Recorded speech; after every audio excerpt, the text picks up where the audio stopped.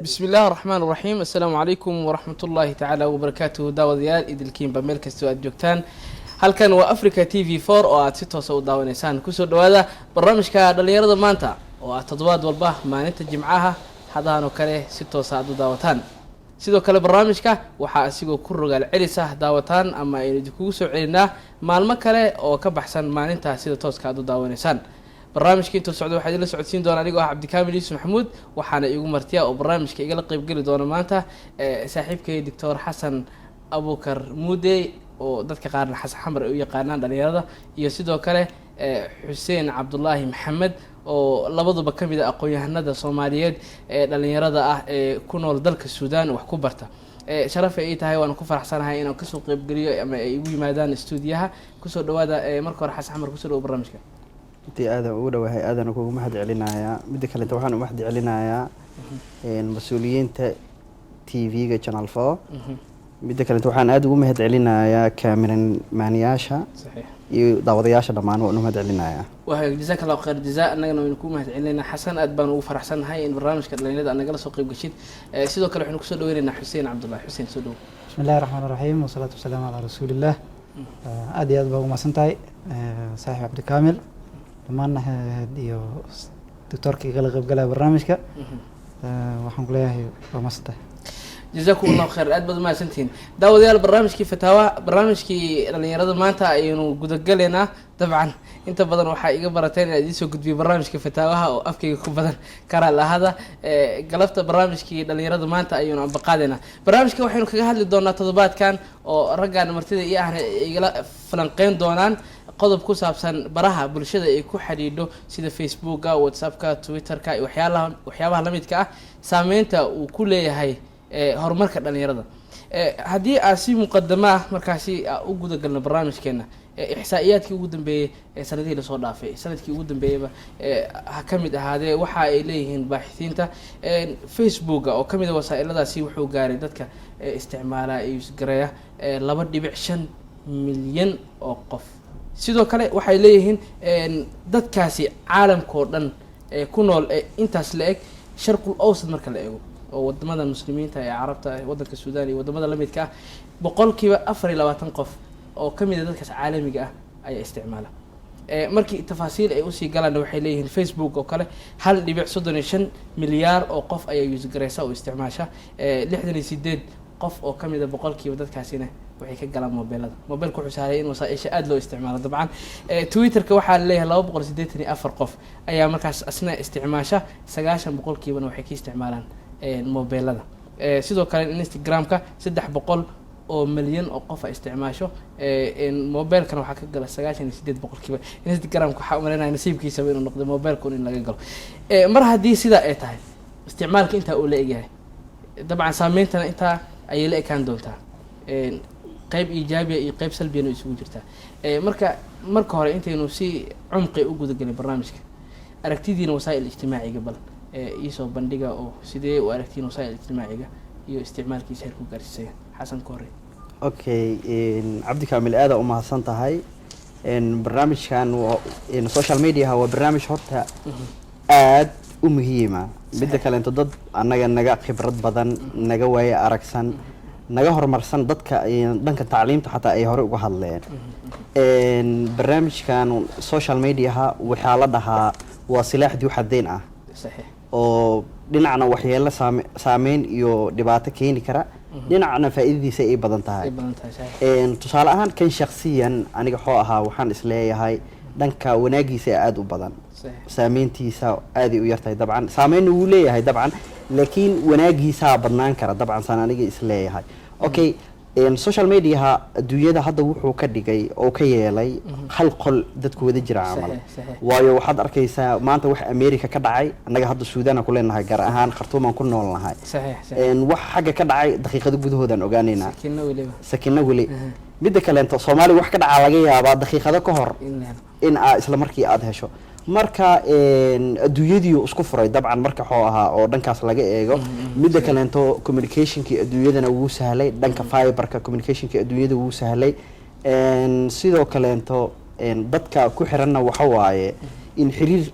qofka waxaa laga yaabaa inuu friends badan sameysto xataa friends badan uu sameysto oo dhankaas uu ku sameysto waa tahay xasan waa mahadsan tahay soo laabanayna falaqeynta intaa ka badan aynu eegno xuseen iyo fikirkiisa xuseen haye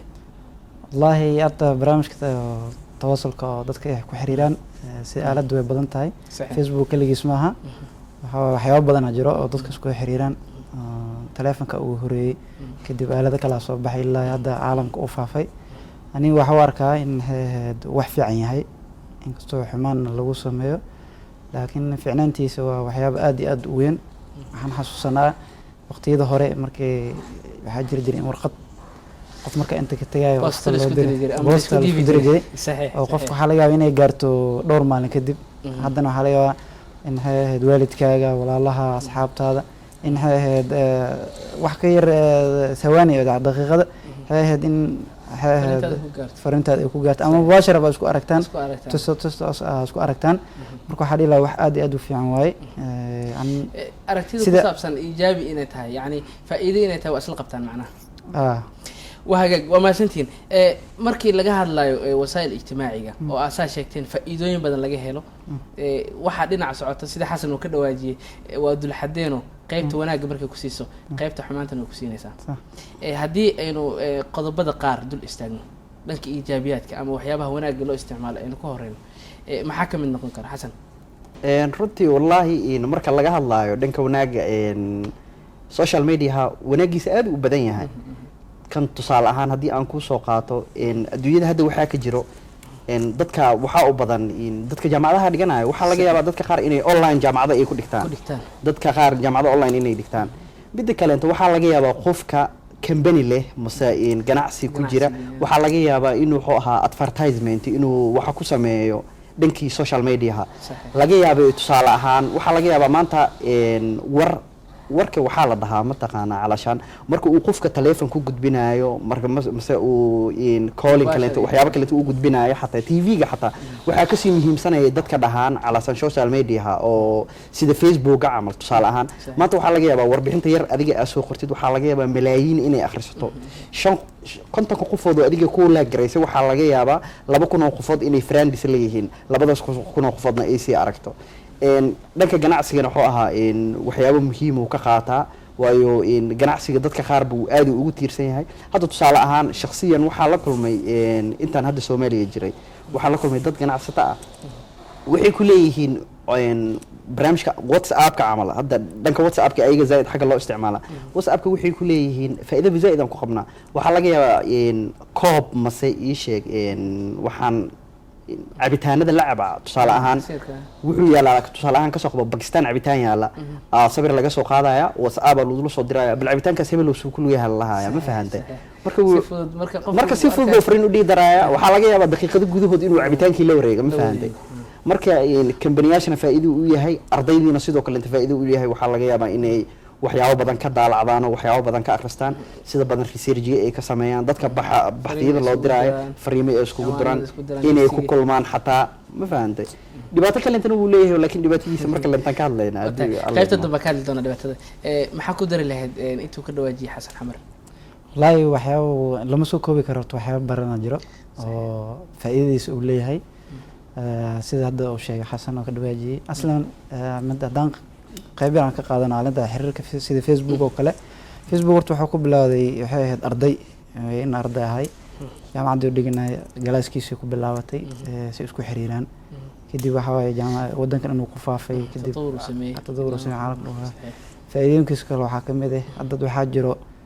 subax markuu soo kaco kale hadii waalidkiis uu ka fogayo kale message u dhigaa way aan nabad baa ku soo kacay maanta iska fiican caafimaadka qaba inta badal meesha waxay ahayd inta baxdo karid soo gato kar wacdo dhaadaheed waa fiican alxamdulillaah saas jirto faa'iidis marka ma soo koobi karo waxaa kaloo kamid ah ahayd in asxaab badan ay yeelato sida Xasan oo sheegay hadda waxa laga yaabaa marka Soomaaliya ka soo tagaysay in asxaabtaada ay koomada xaafad inta kula degan ay hadda waxa laga yaabaa malaayiin qof wajiga garanayo qof waxa laga yaabaa maanta in erayar inta Facebook ku qorto dad badan ay kugu soo raacaan daawanaa u adeegsatay qof qabanay waxa soo barnaamijyada aad soo dhigto kale waa ka helaa video fiican baa soo dhigtaa aad baan uga helaa macnaha waxa waaye wax fiican xaq baa ka hadashaa ama ahayd wax ani ahayd ii suurtagalaya macnaha qanciya oo kale ka hadashaa yani waxyaabo badan waxaa jira oo qofka markuu adeegsado shakhsiyadiisa xataa in uu idea fikrada uu aaminsan yahay oo ku bandhigo hadda waxaa aragtay dad ardayda ama asxaab ku dhehayso والله أباما فرندس كي كجرو كله أقول ده أما هذا حاول أما حاول رئيس هبلا هذا فرندس له لأن أنا أعرف ما أنت قفا أنا هذا كجرا شنو أنا هذا فرندس أنا قفا أنا فرندس اللي أنا واحد سوق إلى لاك سوتي أنا وأركه مركو حاجة وحرير عالم حتى سياسيين تأديك سدان وحاول سيرنا كم شيء دخليه هنا ذوي أديك سدان حتى رجع سبورتي أديك سد خلوص بندقة هذا يبلو حاجة سواء ما كجوني مركارم سبورتي وكل مركار الصعون وكله إذا عدى هردار الله الله ما أنت لحساب نقول ركارو قعنت كوتا لكن هذا وارك موبايل كا قعنت كوتا أي ويب سايت جلسة أي حاجة النادي قارت التاجر تجلي أما حاجة برنامج ديني قاعد عشان جلسة بيحمي مكاس قناع وكلا وكفر سنة سنة مركز سيدا أول سنة سنة مكفايدين كيسة هذه بدنيا أوكي فائدين كلا جهلو أكيد واجسين لما أنت مركز فائدين وحكوا على طبعا bulshadana ay u baahan tahay markii qaasatan la eego qeybaha xiriirka ehelka iyo waalidka idinku Suudaan joogo ala xiriirka taasi fudud hooyo aabe iyo ehelkii oo Soomaaliya joogo ama qeybo kale adduunka kamid joogo hadii aad si gaar ah su'aal u weydiiyo Xasan Xamar sidoo ka dhawaajiyay dalkii ayuu ka yimid marka loo eego dalkeena Soomaaliya iyo wadamada qurbaha oo soo marto hadda Suudaan ku sugantay iyo kuwa kaleba aynu qiimeyn saarno ka waran isticmaalka Soomaalida ay isticmaalaan aaladahan barta internetka ee bulshada ay ku xiriirto xagee bay ku badan yihiin dadka isticmaalka ma Soomaaliya badan dadka joogo ma dadka qurbaha ku nool wallahi runtii aniga kan fikir ahaan waxaan isleeyahay dadka qurbaha jooga aad u badan midda kale inta hadda Soomaaliya qofka internetkiisa gurigiisa wireless guriga u yaalo waay laakiin anaga kan hadda dadka Khartoum ku nool camal mobilkaaga internetkiisa uu ku xiriirsan yahay waxa laga yaabaa gaariga marka aad kortaba ina internet hore ka sii furtaa hore aad ka sii isticmaasho laakiin xagga waxaas ma ka jiraan laakiin runtii horumar badan ah Soomaaliya laga gaaray dhanka internetka sidii hore inta ma aha waa la fududeeyay mararka qaar waxa is leedahay xataa sariiciisa aad speedkiisa aad u fiican yahay Khartoum kan yaa lagu gaari karaa saas is leeyahay mar hadii Xasan Xamar oo ka dhawaaji in isticmaalka dadka ku nool ay kaga liitaan dadka qurbaha jooga kula tahay xadaari iyo horumar loo baahnaa oo ay ka gaabiyeen dadka reer Muqdisho ay dadka Soomaaliya ku nool ay naqanaysaa arintaas Xuseen wallahi horta isticmaalka ama dadka dibadda jiro ama dadka gudaha joogo waxa ku xiran tahay qofka shakhsiga ku xiran tahay qaabka uu isticmaalo waxa laga yaabaa ciidan inay gurigeeda ay wada isticmaasho aan sidaad is leeyahay xasba qofka adii friendiska kula dadka kula wadamada ay u badan yihiin meesha taqaanid sax horta waa laga yaabaa Soomaali badan waxa jira dibadii u cararay ama waxa ka shaqeysto kale oo ka mudan laakiin ana waxa isleeyahay nisbada oo Xasan sheegay oo dibadda dadka ku badan dhahay waana qartaa dhowr sabab awood dadka Muqdisho joogo waxa laga yaabaa inuu hay'ad qofku iska mashquulsan yahay mashquulkiisa badan yahay misna anaga ka soo qana ardayana hanay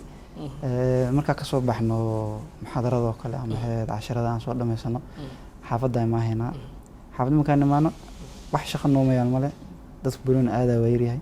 shaqeema aada ma jirto waxa waa magaalada heerta guriga iska fadhiya ma qof dadka Yurub joogana waxa waaye horta ka qayb qaata shaqeemada guriga dadku uu ka qaata stress ku baabiya xataa dan ka dadka Khartoum jooga ama Suudaan caawinta ana ka daas ka hadalno yani marka jaamacada ka soo baxdo xaafadda Soomaaliya xaafadda ama wajifanaysa marka ka soo kacdo عشرك مركا حياة أكو علنيسد أما حياة ذبحي أسمينيسد لابتوب فديسنيسا صحيح لابتوب مركو حكو حرسن إنترنت فيسبوك وفرين هاي وحاول وفرين قفك أونلاين لا قفك الدبيت جو وحكومة ليا أفراسا أنا دحفد سيدي طبعا هو دحفد لا لكن هذه لكن عشرك أخرنيسا إنترنت أو ده يعني ضد وجران وأدو ضدك الدبيت جو معناها أدو فرصة بدن لكن ضد الصومال هو استعمالان ضد بدن جرو أصحابها كمان وما سنتين مركا لا إيجو وسائل اجتماعية وحفظ يعني حريركي برشدة يسحب بدي إنه بديان أو أصحاب بدن على حريرته لكن إذا من قن كرتها مشكلة هدي سحب بدي يكون بطوح إيمانيسو إن هدفكي وحبرشدة إيو مثلا أرض وحبرشدة أصاب حي شقدك أصاب حي إن ماشي وكبحه oo sheekooyin dhaadheer oo laga yaabo inaysan faa'iido badan lahayn in lagu bixiyo waqtigii wasaa'il ijtimaaciga isticmaalay taas marka ma ahan miya dhibaatadii oo aad dhanka fiican un ka aragteen wallahi runtii haddii su-aashaada la fiiriyo cabdi kaamil waxa waa la isdhihi karaa horta wanaag way tahay xumaanna way noqon kartaayo laga yaaba mararka qaar qofka xaasaduu leeyahay waxaa laga yaabaabo in message qaar ay gabdho kalenta soo direen xaaskii inay aragto dhanka kalentana wanaag waa loo arkaayo waxaa laga yaabaa inuu social mediaha qofkii xiriiro uu ku sameeyo gabar uu ka barto meeshii friendsyo badan uu samaysto gabadhii ay isku wanaagsanaadaan heer uu gaaro ilaa uu meesha ka guursado waa ogtahay dad badanaa jiraana dabcan oo Facebook iska arooseen dabcan Facebook iska barteen mise fiber numberkeeda la siiyey fiber uu ka wacay si meesha ugu xiriirayeen kadib ay isku wanaagsanaadeen heer ay iska guursadaan marka haddii dhan laga fiiriyo wanaaga badan dhanka lentana haddii laga fiiriyo xumaanteeda aad ay u badan tahay waayo waxaa laga yaabaa xaaskaaga inay sawir iska soo qaado inay Instagram ka soo dhigto mise Facebook ay soo dhigto adigoo ganacsigaagii jiro mise magaaladaadii jiro nin kale inuu soo wada caliiqiyo dhahay waa shidan tahay mise waa nuuraysaa inuu soo dhaho ma fahantay mise inay tiraahdo ba xataa gabdhaha qaar hadda waxay bilaabeen waxay dhahaan sawir iska soo qaadaysaa ayadoo jikada ku jirta camal sawir iska soo qaadaysaa marka caaw waxay leeyahay caaw jikadayba ka shidan tahay camal ma fahantay caaw jikadayba ka shidan tahay ma fahantay sawirkaas iska soo qaaday Facebook ka soo dhigay marka hadalkiyaas li badanaya ma fahantay waxaa leeyahay blaayo aadaa u nuuraysaa ما شاء الله هاتها مركز رجعنا مجعل طبعا نيك ناكتي سوح وجعلي هاي كليس ونوري أسجع لا إنه لكن مجعله خف حاسكي سجعل معهن هبل كلنتي إنه ده ونوري مسوى شدان تاع حاجة وحي أهانيسا دبعت كلنتي أهانيسا أسرة إني بربرسو وعلى جابا إنه حقها دبعت هير لجارو إلا يلاس فرح حتى ما فهمت مركز دبعت هذا نوعي طبعا تاع فكرة حسن محاكد ونقطة والله waxaan u maleeyahay hal dhinac inay isku raacdeen oo hadda laakiin aan waxa qabaa gabdhaha inta iyo masuuradooda faafiya iyo intaan faafin waxa badan intaan faafin masuuradooda badan sax yani gabdhaha ma wada masuuradooda ma wada faafiyaan hadda adiga khasaan ka soo qaad inta aad farnas ku leeyahay inta gabar masuur soo dhigtay inta gabar aan soo dhigin waa kala taqaana way kala badan yihiin dabcan laakiin tarkiiska markay aynu eegno gabdhaha kaliya anagu eegin cumuumiyan استخدامك لسمينايو شيكada dardashada commentiga iyo tacliiqa waxyaabaha soo dhan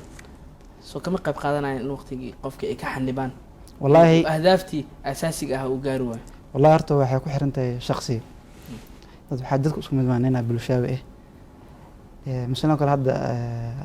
saaxiibkii Xasan oo kale mar waxa jirto group oo nuusan usaa madax ka ah marka wuxuu ku qasban yahay Facebook ama WhatsApp wuxuu ku qasban yahay yani ay jadid inuu noo soo dhigo kaligiis maan anoo kale waxa laga yaabaa maanta wax anoo dad mara wax soo arkay fasoo masuura waa dhiga ma ahan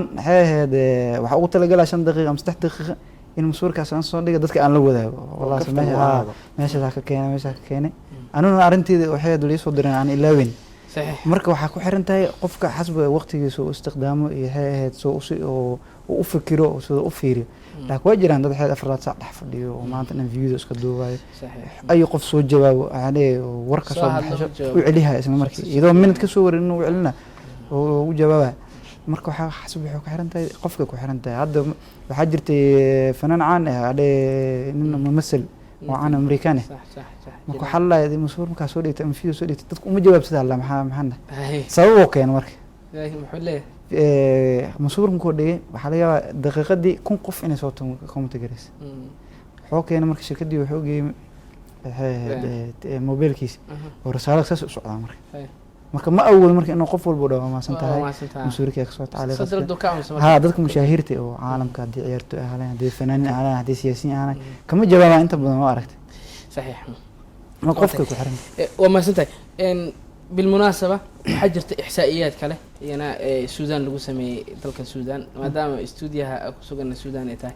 laakiin noqon karo tusaale wadamada kale ee caalamka waxaa leeyahay marka ayna wax la sameeyay waa baaritaan ama ihsaa'iyad qaabka loo sameeyay marka waxa ahaa in dadka bulshada qaybaha kala duwan laga soo ururiyo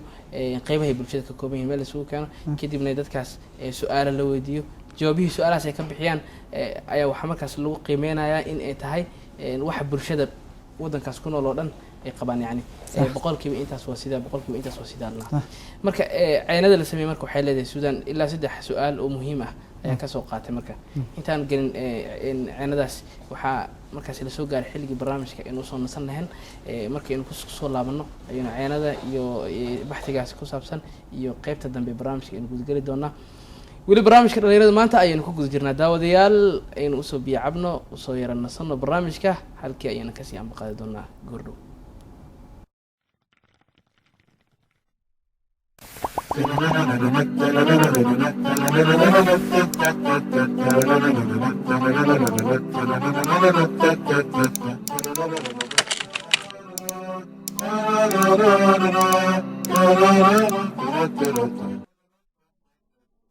gabagabaysiga ilaahay wuxuu u fududeeyey muslimiinta dahaarada weyse qaadashada isagoo u baneeyey ciddii aan helaynin ama ku dhibaatoonaysa adeegsiga biyaha inay ku gabagabaystaan ku weyse qaataan dhul daahir ah carro فلم تجدوا ماء فتيمموا صعيدا طيبا فامسحوا بوجوهكم وأيديكم منه ما يريد الله ليجعل عليكم من حرج ولكن يريد ليطهركم وليتم نعمته عليكم لعلكم تشكرون hase ahaatee ayaa gabagabaysanaya cid kasta oo aan biyo helin raadin kadib ama biyaha uu haystaa kaliya ay cabitaan ku filan yihiin naftiisana haraad uga baqaya cid kasta oo xanuunsan ama dhaawac uu ku yaalo kana baqaysa in uu xanuunka ku bato ama dib u dhaco bogsashadiisa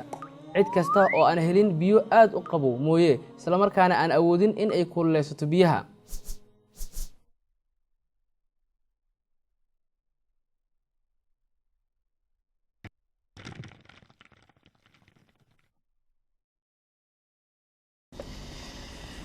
وهجاك داوديال اسكو سو نقاشو wanaagsan barnaamijkii dhalinyarada maanta ayuu bartamaha kaga jirnaa waxa barnaamijka sida hore baad kugu sheegay inoogu martiya oo inagala qayb galaya Dr. Xasan Abuukar Muude iyo sidoo kale diblomaasi Xuseen Cabdullaahi Maxamed barnaamijka qaybihiisa dambe ayuu soo gaarnay saaxiibayaal aynu ka horreeyno baxtigii yaraa ee Suudaan laga sameeyay iyo qaabka uu dhacay kadibna waxaynu galeynaa su'aalihii dambe anagoo si gaar ah وركيز دون أما ديرده أصاري دون سلبيات وسائل الاجتماع يقول إيهن دنيرده يهرمر كذا وح لويدية سيدا هربي تكون شيء كنت نقف ومل سوق كانه مركا سدح سؤال يا لويدية أو أها كو سؤال شكوى أو أها شبكتها استعماشين واقوي مركا وسائل الاجتماع اللي قال له سؤال شلا بعد أها سبب لو استعماله يتيس دحاد أحد قيبها أديك سدان مادام مثلا فيسبوك وكله قفنا دردشة وأديكسدا قفت الصفح إنه حقري وحقوقه قفنا فيديو يحيابها لمدك مركز سؤال شو يقول رئيس هاد شبكة وحى ليهن قليها بحثي سو سمي سجاشن دبيع سديد بقول كيبا واحد لهن فيسبوك أي استعمالنا هل دبيع سدح بقول كيبا تويتر أي استعمالان لابد دبيع هل بقول كيبا وحي استعمالان ماي سبيس بالكليدادو أفر دبيع شن بقول كيبا وحي استعمالان انت لا soo sheegay inta kale wasaail ijtimaaciga oo isku jirta su'aasha kale ahayd in sababta loo isticmaalo 77% waxay leeyihiin waxaan u isticmaalnaa sabab la xiriira saaxiibadan oo isticmaalo oo aan kaga daysanay si aan ula xiriirno oo ay xiriirka markaas mutawaasil u noqdo 12% waxay leeyihiin nafteena ay jeclaysatay waxaan ku cabirnaa fikradaheena sababta oo wasaail ijtimaaciga wuxuu qofka ku saacidaa in aqligiisa uu soo bandhigo iyo aqoontiisa in fikirka ku jiro uu soo bandhigo si dadka kale ay u arkaan committee tacalluq uga bixiyaan qaabka loo isticmaalo marka laga hadlayo su'aashaasina waxa la leeyahay 17.8% waxay leeyihiin video callska ba anaga isticmaalnaa ina is aragno naga heerka ay jecelna 9.4% waxay leeyihiin voice call dhalinyarada dabcan waxa laga yaabaa lamaanayaasha inay inta badan arrimahaas iscaadkooda isaga dejiyaan konton dhibic hal boqolkiiba waxay leeyihiin fariimo qoraaleedka isticmaalnaa waa qoraal ahaan oo isticmaalnaa 2.8 boqolkiibana waxay leeyihiin intaba isticmaalnaa video callkii voice callkii iyo qoraaladii intaan gelin su'aalaha kale idinka xaggee u badantiin maxaa isticmaashaa aalada isticmaashaa xageen ugu badan aad ka isticmaashaa ma telefoonka callka videoga ka isticmaashaa xasan runtii aalada ugu badan ee aniga shakhsiyan aan adeegsado callinka isticmaalaa shakhsiyan facebookana ugu badan ahay sida xaqiiqda ah fiberka mararka qaar waa dhex gashtaa laakiin saaxiibkii Xuseen iga badan fiberka sidee laarta dadku ay qaybsan yihiin dad waxaa jira call la hadlayo dad qaar qoraal la hadlayo dad video la hadlayo way jiraan laakiin taasna ma ahan cunsurnimo aan sameeyay ama dadka inay ay kala sharaf badan yihiin laakiin markii waalidka kale la hadlayo kale ama walaalaha kale oo kula lashto kale ama dad waxaa jira hadda qof weyn oo kale waalid hooyo ama aaba ama adeer ama abti qof weyn oo kale maanta dhan ma laga yaabo in gacanta uu ka hadlo message-ka soo diro video-ga isku shidinaysan ama call isku hadlaysan laakiin ama dhalinyarada kale waa laga yaabaa soo saacado kale marka isla hadashin kale wana qoraalka ku daalna video nooga dhig ama call nooga dhig ku dhaha saxiix saas oo kale caadi way مثلا rag iyo dumarka marka la eego yaa ku badan in qoraal u isticmaalo oo codka iyo videoga ka meermeero ma ragga u badan oo qoraalka ka hela ma dumarka ka hela si kula tahay والله رسواشاس waxaa iga fiicnay saaxiibkii Xasan oo dhankaas iyo haweenka iyo aad ugu fiican aslan waa dareemi kartaa qofku markuu dhalinyaro yahay oo gabar la hadlayo kale ama gabar wiil la hadlayso kale in cod la isku sheekaysto way fiican tahay wiilku wuxuu rabaa gabadh inuu arko gabadhna xirta wiilkiin arko si ay isku gaadeen dad badan ah wallahi wiilkaas intaas banaa la socday waxa wiil xun uu noqday oo kida gabadhna waxa wiilkiin oo dhaliyo gabadh qof ebre video gaar doobida waa dhalinyarada video sax waa video baal gabadha ma hasantiin intaas kafsan iyo isbarasho kale inaga ahaato marka ka hadlayno mawduuca wasaa'il ijtimaaciga ama baraha bulshada ay ku xiriirto iyo saameynta uu ku leeyahay dhalinyarada iyo horumarkeeda in ay igala qayb gashaan sababaha idinku soo xushay ayaa waxa asaas u ah in aad tihiin dad aragti dheer arrimahaas la socdo waxna ka fahansan dhanka kalena bulshada dadka waxbarashadooda iyo horumarkii iyo dhankaas u faradhudhubanaatiin waa mahadsantihiin mar kale ayaynu idiin mahad celinayna ka qaybgalka barnaamijka idinkaga mahad celinayna iijaabiyaadka ayaynu in badan kasoo hadalnay annagoo aan dhihin maadaama ay isticmaalno wasaa'il ijtimaaciga difaacna iyadoo aysan naga ahayn salbiyaadka aynu ka hadalno maxay kula tahay salbiyaadka ugu daran oo uu leeyahay wasaa'il ijtimaaciga runtii salbiyaad badan uu leeyahay saan hore kugu sheegay laakiin iijaabiyaadkiisa badan aan ku iray laakiin salbiyaadkiisa waxaa ka mid ah mararka qaar annaga asxaab Xuseen iyo asxaab badan aan leeyahay waa ogtahay mararka qaar meel aan iskugu imaanaa saan u sheekaysano oo kala axwaal qaadno waayo kala jaamacadaan nahnay isbuucii waxaa laga yaabaa 2 jeer mas hal jeer inaan is aragna asxaabta marka dhibaatada uu leeyahay waxaa ka mid ah marka asxaabta ay isku yimaadaan inay isla sheekaystaan waxaa dhacayso inta shaaha marka lagu maqan yahay mase kafeega marka loogu maqan yahay marka loo keeno kadib nin walba kafeegiisa oo qabsanaya wala kala jeesanaya ma fahanti mobilkiisa loo isla fadhiyo nin walba telefonkiisa la soo baxaya qof walba qofka la hadli lahaayo la hadlaya jaatuna ku sheekaysanaya hadooti waqtiyada dambe waxa la warwaniyo waqtigii uu dhamaayay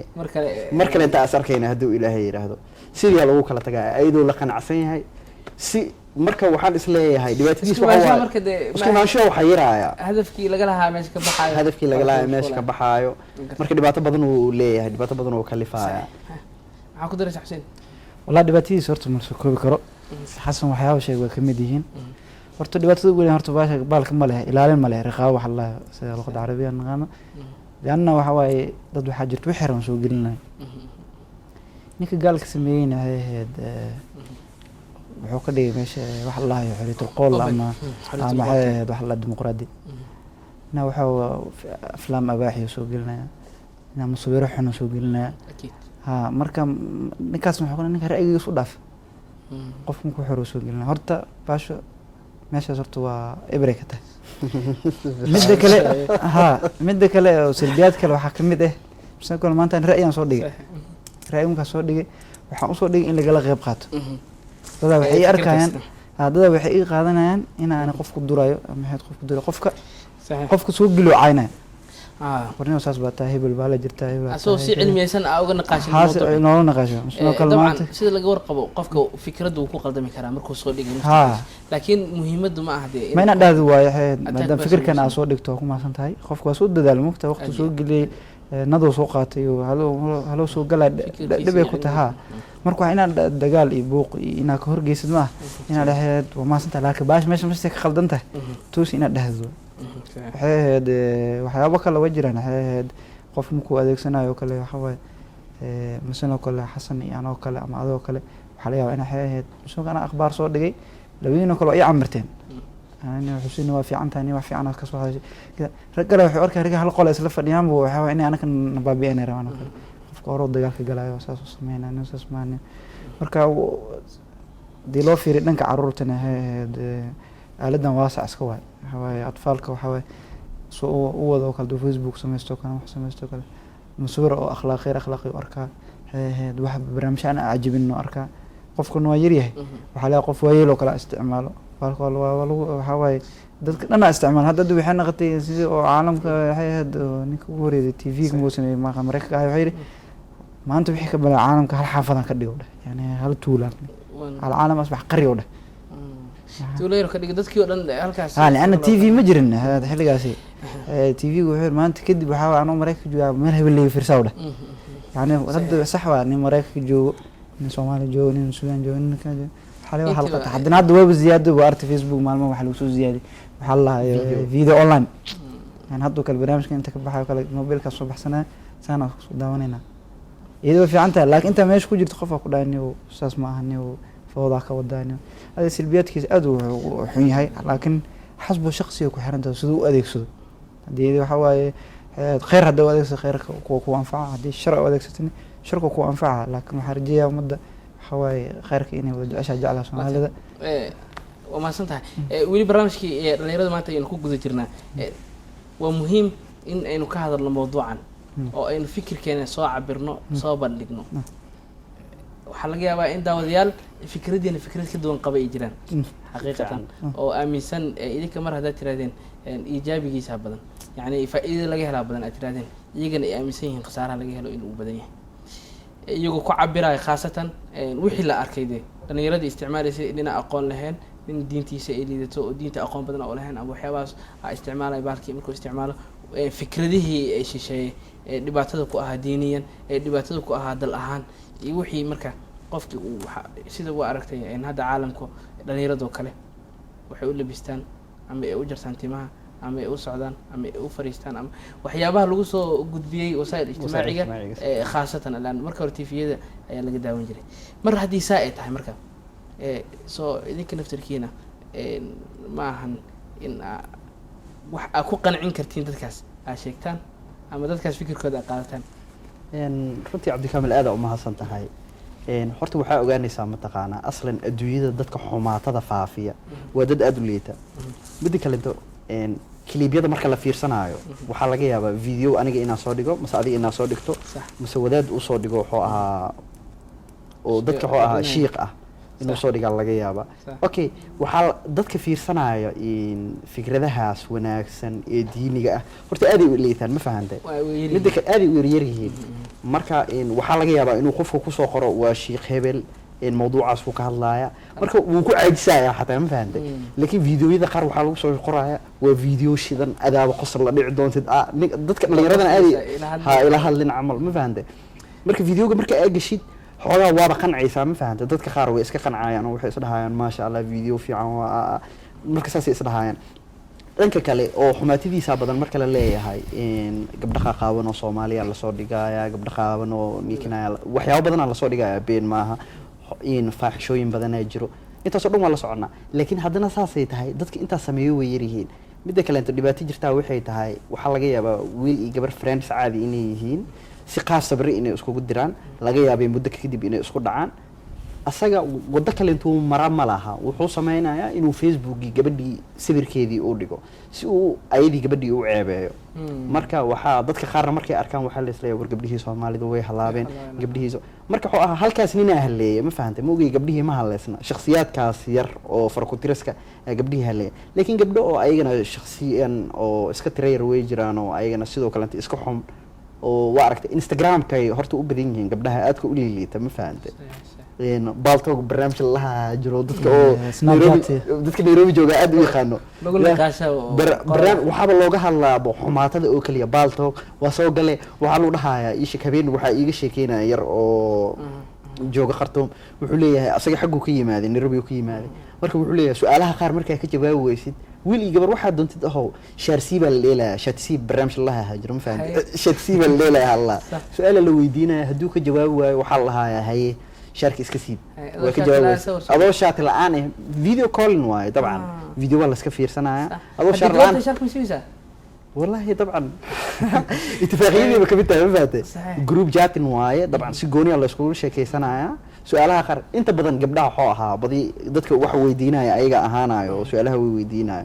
laakiin hadii markii ku timaado مثلا سؤال عام la isweydiinaya سؤال أو شخصيا بس هبل ما حعنتها والله سؤال اللي سويدينا وحي أهانا متقنا سؤال اجتماعيا ما أهانا يعني سؤال خاصنا ما أهانا يعني وحي أهانا يعني سؤال أو شيء كلاس كذا لنا ما فهمت سؤال دي أصلا ما أهانا يعني ما فهمت مربى نوع يدونتي أهانا يعني بس اللي قد خوفك بمرة خر وحلاقيها بين اللي هو كذيو مركز سؤال اللي ويديو هدوك جواب هي وحلها برامجك وكسو بيرتي حلي هورنتان وكسو بيرتي هي بل صوبندك marka qaybahaas oo kale marka la eego mushkilada aad u badan tahay Xuseen aynu sina jaanis markan wallaarta dad fiican oo wajran oo isku dayay dadaalay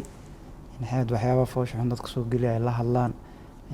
waqtina ku baxshay maalna ku baxshay fikrna ku baxshay wajran waxaan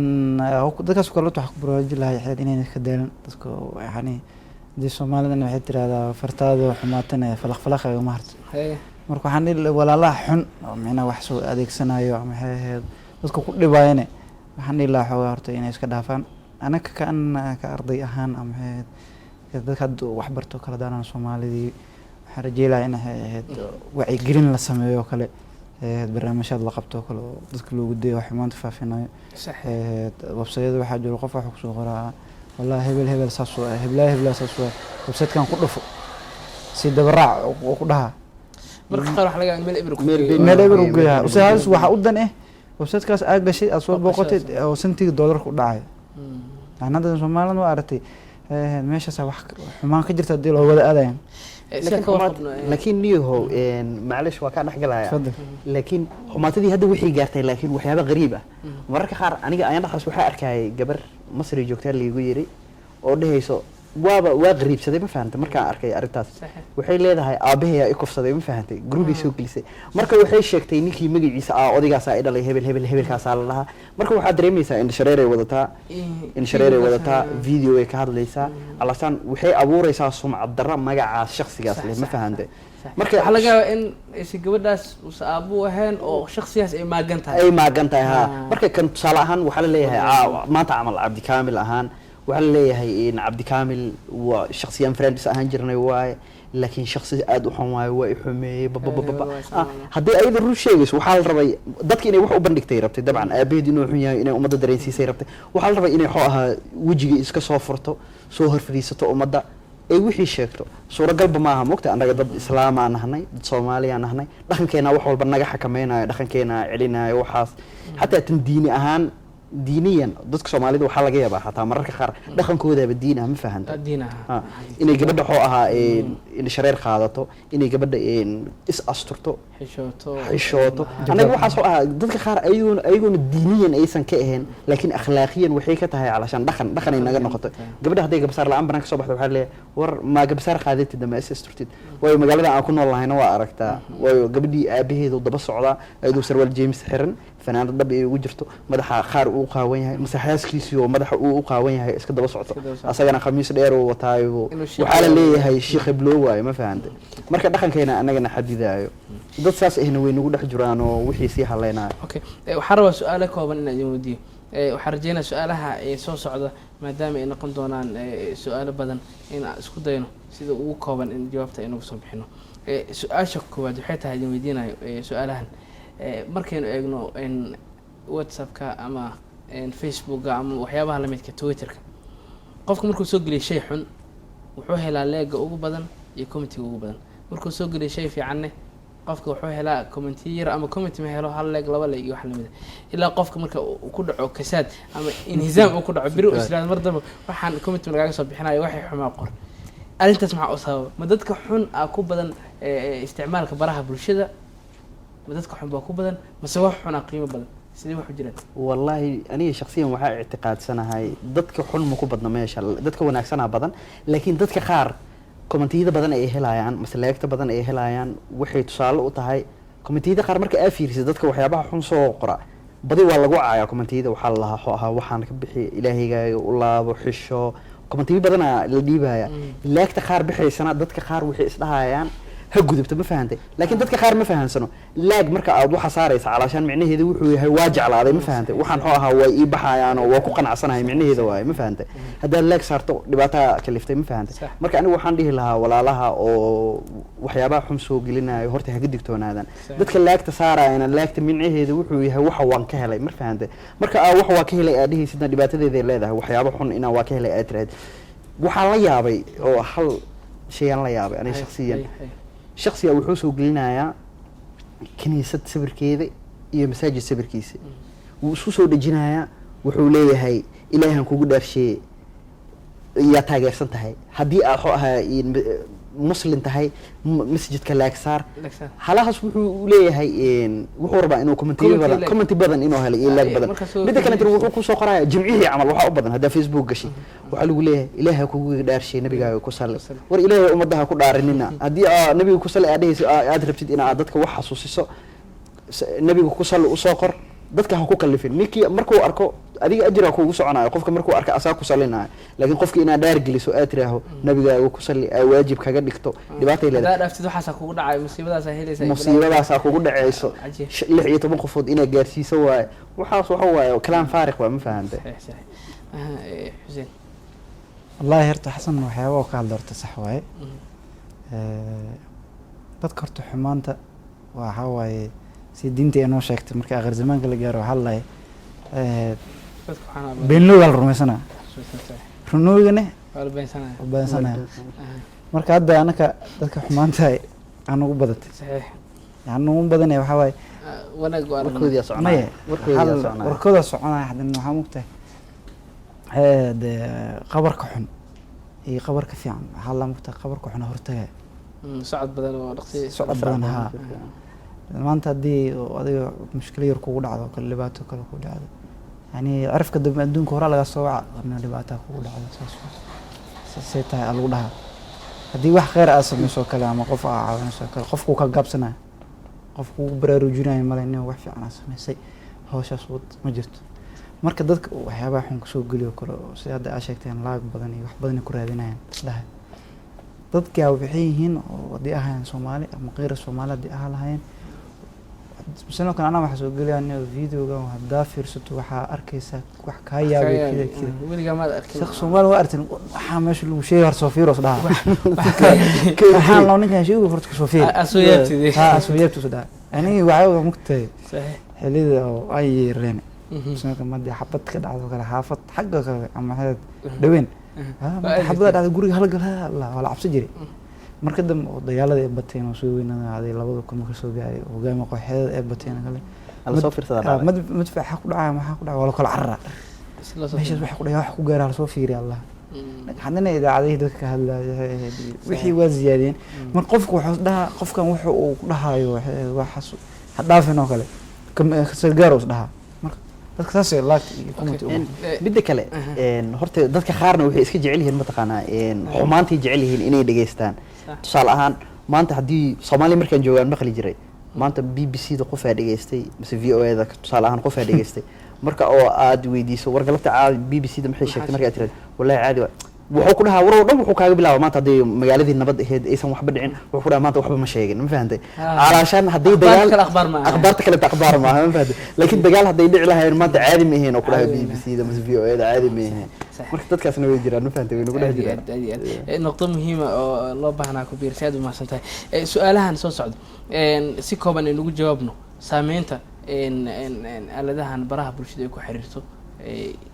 ku leedahay dhalinyarada guud ahaan gaar ahaan saameynta ay ku leedahay luuqadda dhalinyarada isaa ka warqabno wadan walba wuxuu leeyahay luuqad iyo dhaqan iyo waxyaaba aasaas u ah markii bulshada meelahan ay timaado waxaa dhacaya marka in waxaa laga yaabaa in kelmadihii lasoo koobo si isku fahmi karo saameyntaas balka hor wallahi waa run waayo waxaa laga yaabaa aaladda marka isticmaalkeeda aaladan isticmaalkeeda markuu bato waxaa laga yaabaa luqadii inay ku dhunto markii horeenta waxaa laga yaabay markii Soomaaliya la joogay in kelmadaha qaar si nadiif loo qori jiray lees dhihi jiray qofka marka aad la hadlayso walaalow abo marka la dhihi jiray hadda wixii dhan waa la soo gaabay ma fahantay waxa la leeyahay waa qosley ma fahantay waxa la leeyahay mas waxa la aragtay oo la taajubtida arkay lose lagu soo qoray meel u socota aad xitaa ma taqaan ma fahantay waa iska qoray ma fahantay lose iska dhahay iyadoo lagu dhaarkay waa iska dhahay ma fahantay waxa arkay waxyaabo kale intuu la yaabtida arkay ha oo aan jirna la iska dhahaaya if la iska qoraya ma fahantay bro allaha ma fahantay meeshii abo wixii laga dhihi lahaa luqadii sistertii waxa lahaa si allaha wixii dhan cagsiga laga dhigay dhankaas horta dhibaatadeeda ay leedahay dhanka kaleentana dhanka dhaqankana dhibaato zaid ay leedahay oo waayo waxa laga yaabaa qofka markuu fiidiyoyada qaar fiirsanayo waxa laga yaabaa hadduusan qof iimaankiisa uusan fiicneen iimaankiisa uusan qawi ahayn diiniyan uusan u dhisnayn waxa laga yaabaa in saameyn weyn ay ku yeelato dhankaas oo calaashan uu isdhaho reer galbeedka fikirkoodii iyo dhaqankoodii waxaas inuu la dhaco oo isdhaho ameeniga fiican yihiin xataa inuu isdhaha laga yaabo waayo dadka wuxuu ahaa magaaladooda saan nadiifka u tahay magaaladooda u baxooda iyo doogooda saan u wanaagsan yahay ayaga saan isku salaamayo iyo idinka iyo meeshii ogaanta ka timaadeen warniyo dadka ameega xoogaa niga hagaagsan yihiin camal inuu is yiraahdaa xataa laga yaabo ma fahantay oo fikirkiisa qaab qaldan uu noqdo marka dhaqanka aad u xun ugu leeyahay horta dhankan su'aashaan weydiisay su'aal aad u fiican maalin dhabeeday bishaar ma garanayo video aan ka dhex fiirsan jiray Facebook oo yani wariyo ahay Soomaali marka wuxuu dhaleeceynaya dadka maalmaha waxa soo badatay mugta inta luqadda Soomaaliga ku hadasho alle يعني انت لغه سومالك يعني انت اللغه Soomaaliga gaalada xataa ku hadlaan luqad Soomaaliga dad badan jirto dad barta jiro ninka la Soomaali uma dhalan صحيح waxa laga yaabaa in dhaxay ummadda Soomaaliyeed yani dadka u dhashtay in dhaxay xogaa bulwa yani luqadan dad leh oo Soomaali mid kale luqad Soomaali waa ku dhimatay meesha aalad basaasa ana qaway laakiin ma badna laana dad badan oo eray badan adeegsanaya jiro waxay qalad ah oo luqad Soomaaliga ta Ingiriiska loo batay Carabiga loo batay waxsida luqad Soomaaliga in la badiyo صحيح وما سنت حسين أدب وما سنت جزاك الله خير جزاك حسن سلوك وحنا سوق جاري قنتي جوجودي برنامج كنا داود يال أنت سينك سوق جوجويننا برنامج كنا نيرة مانتا وحاجر دور سؤال وهل كان يقول قرنا وأن جعلها إن ودي صاحب هذا برنامج كلا قريب قليا لكن وقت جاي سامي حواي وحومها العلنا ضمان كقريب قليا شي برنامج كا خاصة وحومها العلنا يا صاحب هذا برنامج كا سيد كاميرمان كا عبد الرحيم حسن يسيدو كله آدم نصير سيدو كله وحومها العلنا مخرج كبرنامج كا ضياء صاحب كي سيدو كله وحومها العلنا وبرنامج كقريب كا dhanka soodkan inoo qaabilsanaa Jacali iyo Maxamed Yuusuf oo dhanka isku xirka iyo hawgelinta barnaamijka ahaa waxaa mahad balaaran u celinaya ka qaybgalayaashii barnaamijka martida igu ahaa Xasan Abuukar Muude iyo Xuseen Cabdullaahi Maxamed waa Cabdikaamil Yuusuf oo idinkaga tagay sidaas iyo nabadgelyo aad baad mahadsantihiin Xasan Abuukar asanta daawadayaal idinka aad baad mahadsantihiin tan iyo kulanti